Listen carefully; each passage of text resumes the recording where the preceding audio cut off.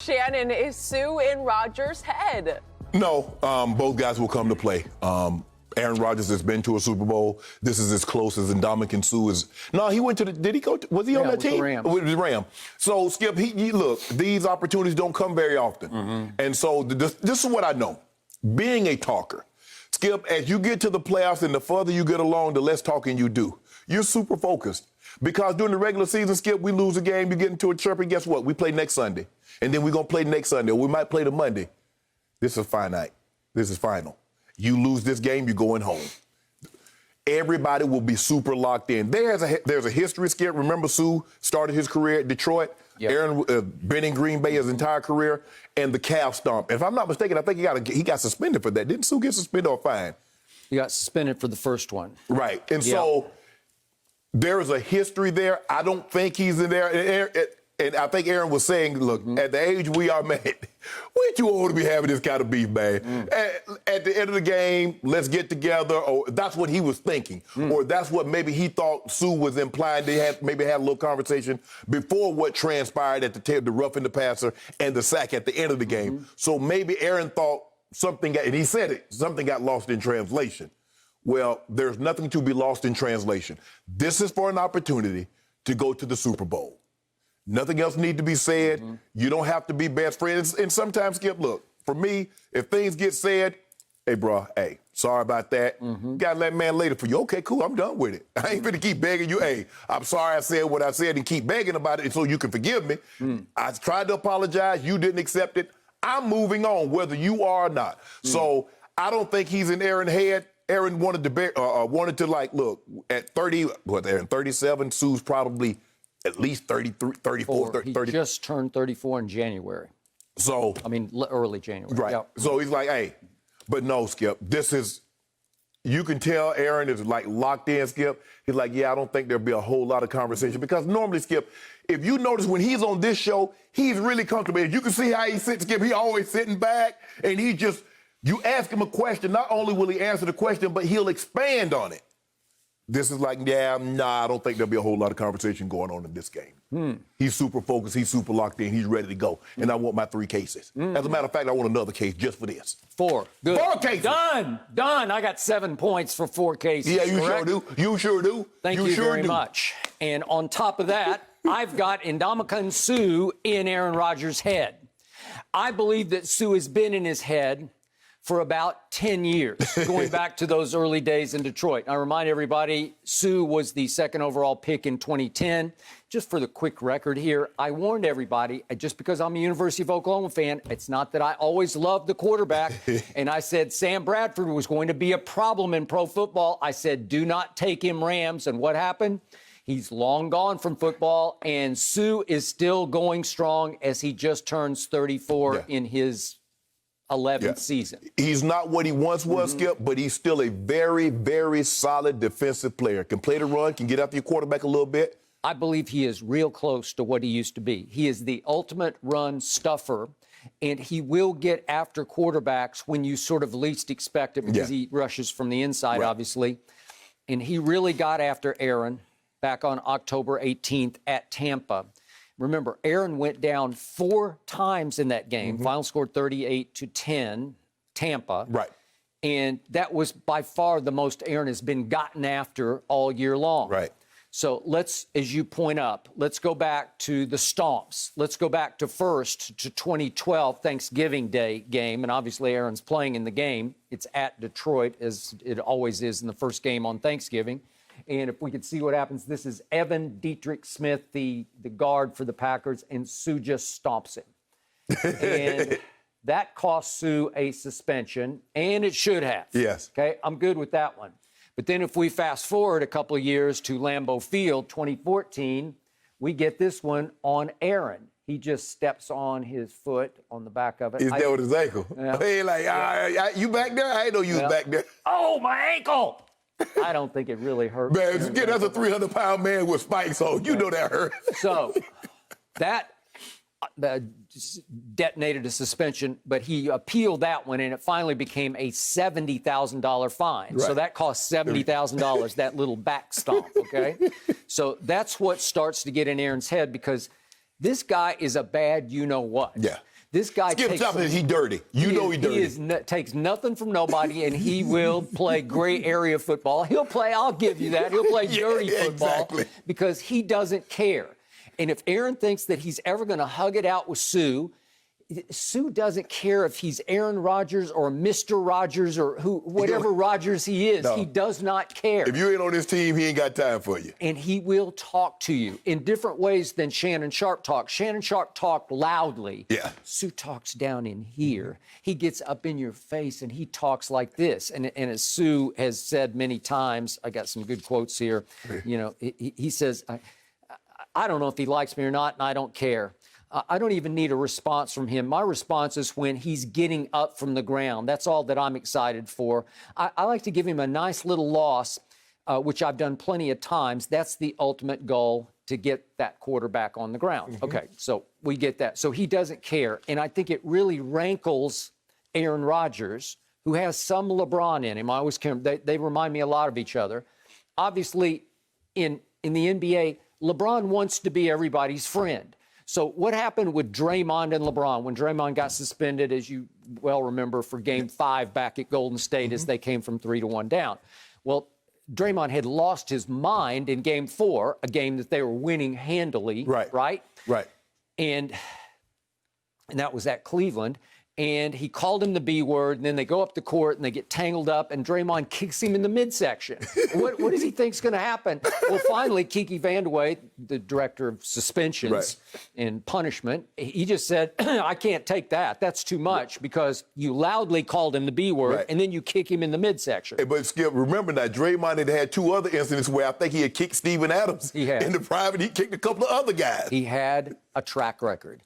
So he's suspended for a crucial, what became a turning point, Game 5. And then the next thing I know, in the offseason, they become business partners on what's called uninterrupted. Okay, so that's LeBron, you know, like, I'm going to keep my friends close, but my enemies closer. That's his motto.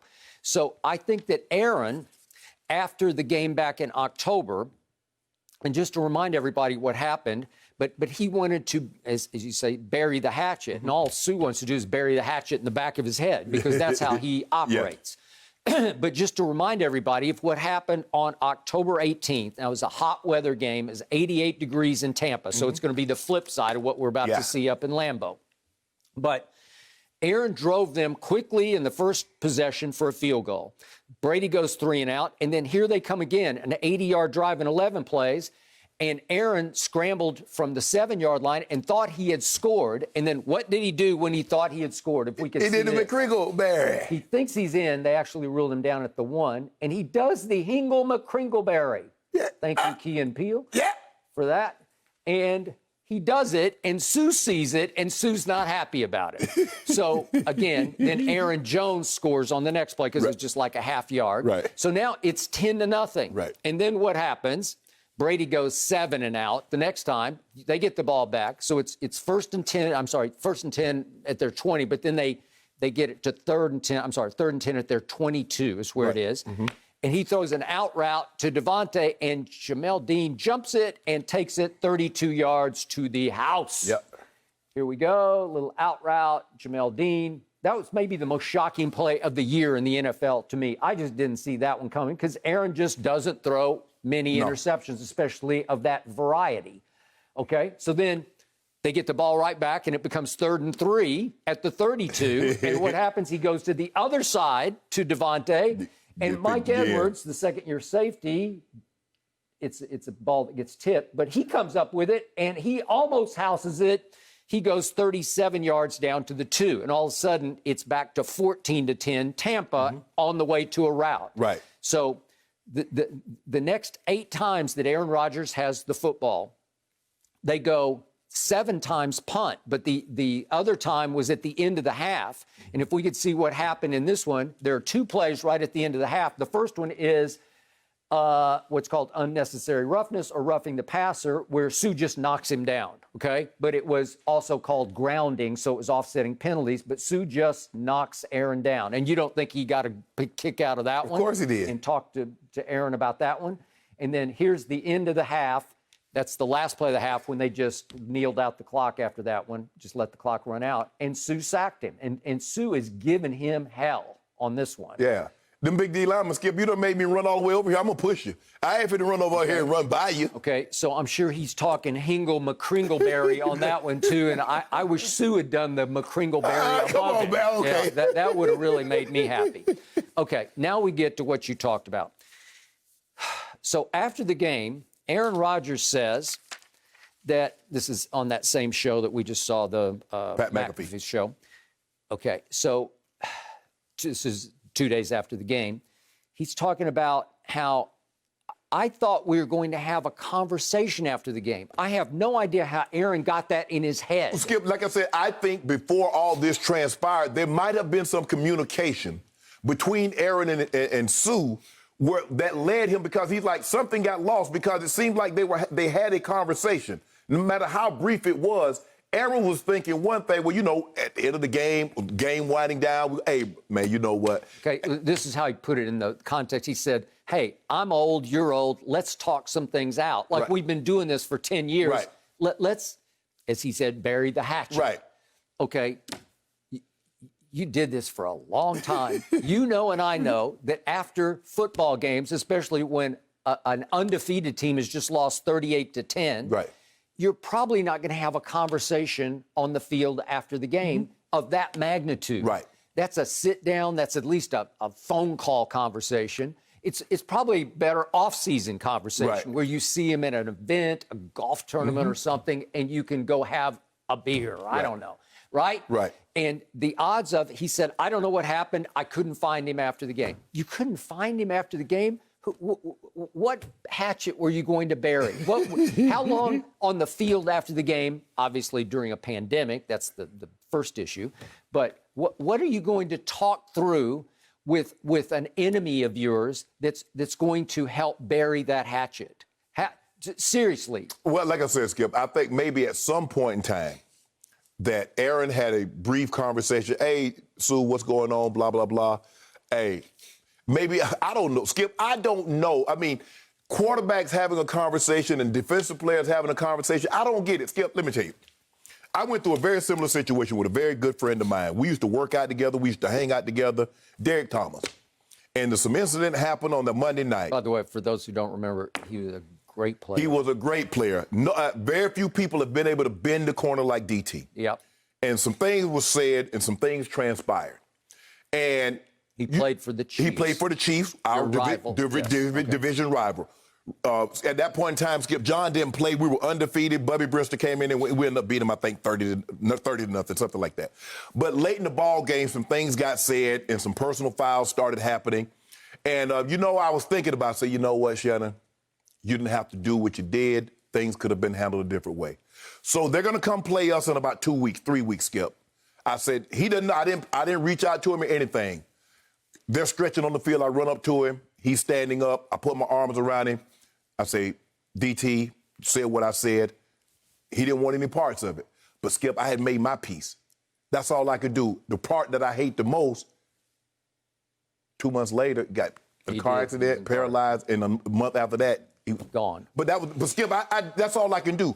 Aaron reached out. Okay, but the difference was you were already friends. Yes, right? yes. Okay, these guys are not friends. Yeah, that's the difference. That's the difference. I've been around Suh enough to know I don't think he wants to ever be Aaron's friend. I don't know if he got any offensive friends. It's just not how he's built. He probably don't got any defensive friends if he didn't play with you. It's not how he's put together. No. And I told you yesterday that there's some edge to that Tampa defense, and it starts with that coordinator, Todd Bowles, who is interviewing for another head job, and I would love to see him get another shot. So would I. Crack at being a head coach. But he is not he is a great defensive coordinator, and his defenses play right on the cutting edge, and it can get borderline cheap shotty occasionally, but they just play physical football. The style of defense that they play, Skip, when you play physical defense like that, you're going to get a couple of personal fouls. You are. You look at the Bears, you look at the Ravens, you look at teams. I don't think Todd Bowles minds that you're gonna occasionally. But you're going to send a message. Yes. And so now guys going across the middle, or guys looking like, okay, maybe Aaron Rodgers throws the ball because he's expecting Suh to be there, or Shaq Barrett, or JPP. That is correct. So, what are the what's the nickname of Tampa Bay? They are the Buccaneers, which is another name for pirates. They got some pirate in them on defense, some real-life pirates. Well, Skip, for the longest time, they had the patch over the wrong eye. It wasn't like the Raiders. The Raiders were the original pirates. That's true. The Buccaneers, Skip, I don't know. Yep, no, I got you. That is true. But these guys deserve to have one patch over one eye. Okay. They had a patch over both eyes. Now we're back to what Aaron said yesterday. And could I call for it one more time? Just that quick sound of what he said on the McAfee show yesterday about how there's not going to be any conversation. I just want to play off that. Okay, that from a very smug Aaron Rodgers, to me, is a threat.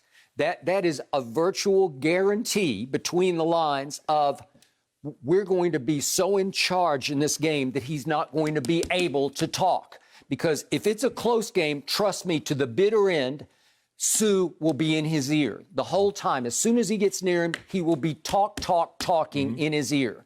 So I think Aaron is smugly saying, this time we're going to jump up 10-0 and we'll keep on keeping on. And that we're going to win this game effectively 38-10. You see what his T-shirt said? His T-shirt said, say win. Okay. He said, say win. When y'all want to do Sunday? this? When you want to do this? Yeah, say Sunday. Okay. So done deal. If I'm Suh and I see that, I'm like, oh, so he's just going to shut me up right away where I have no chance to talk. That's how I took that. Well, Aaron said, Corey Lindsey, handle that. Huh? He said he's going to handle that. Okay, well, Corey Linsley is really good. Yeah, he's best in football. He's the first-team All-Pro, man.